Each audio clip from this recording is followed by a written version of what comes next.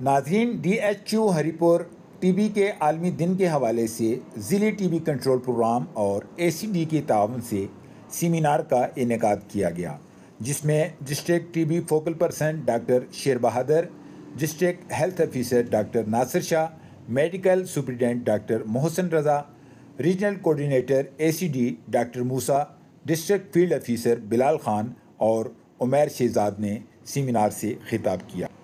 مقررین نے سیمینار سے خطاب کرتے ہوئے کہا کہ ٹی بی ایک بیماری ہے جس کا تشخیص کے بعد علاج ممکن ہے اگر بروقت علاج کیا جائے۔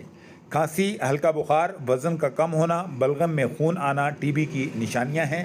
اگر آپ کے ارد گرد بھی اس قسم کے مریض موجود ہوں جن میں یہ علامات ظاہر ہوں تو انہیں فوراً اپنے قریبی ٹی بی سینٹر پہنچائیں اور ان کا باقاعدہ ٹی بی کا ٹیسٹ کروائیں۔